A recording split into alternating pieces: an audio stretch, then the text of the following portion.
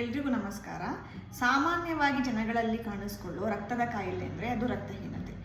ಏನು ರಕ್ತಹೀನತೆ ಅಂದರೆ ರಕ್ತದಲ್ಲಿ ಕೆಂಪು ರಕ್ತ ಕಣ ಕಮ್ಮಿ ಆದರೆ ಮತ್ತು ಹೀಮೋಗ್ಲೋಬಿನ್ ಅಂಶ ಕಡಿಮೆ ಆದರೆ, ಹೀಮೋಗ್ಲೋಬಿನ್ ಅಂತಂದರೆ ಅಯನ್ ಅಂಶ ರಕ್ತದಲ್ಲಿ ಕಮ್ಮಿ ಆದರೆ ಮತ್ತು ವೈಟಮಿನ್ B12 ಅಂಶ ಕಮ್ಮಿ ಇದ್ದರೆ ಅದನ್ನು ರಕ್ತಹೀನತೆ ಅಂತ ಕರಿತೀವಿ. ರಕ್ತಹೀನತೆಯ ಲಕ್ಷಣಗಳೇನು?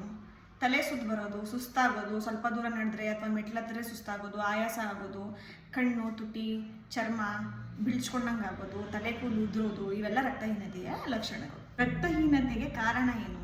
ನಾವು ಸರಿಯಾದ ಪ್ರಮಾಣದಲ್ಲಿ ಆಹಾರ ತಿಂದೇ ಇದ್ದರೆ, ನ್ಯೂಟ್ರಿಷಿಯಸ್ ಫುಡ್ ತಿಂದಿಲ್ಲ ಅಂದರೆ, ನಾವು ತಿಂದಿರೋ ಆಹಾರ ದೇಹದಲ್ಲಿ ಅಬ್ಸಾರ್ಪ್ಷನ್ ಆಗಿಲ್ಲ ಅಂತಂದರೆ, ದೇಹದಲ್ಲಿ ಬ್ಲೀಡಿಂಗ್ ಇದ್ದರೆ ರಕ್ತಹೀನತೆಗೆ ಇವೆಲ್ಲ ಕಾರಣಗಳಾಗುತ್ತೆ. ಇದಕ್ಕೆ ಪರಿಹಾರ ಏನಾಗಿದ್ರೆ ಪೌಷ್ಟಿಕಾಂಶತೆ ಇರುವಂತಹ ಆಹಾರನ ನೀವು ಸೇವನೆ ಮಾಡಬೇಕು.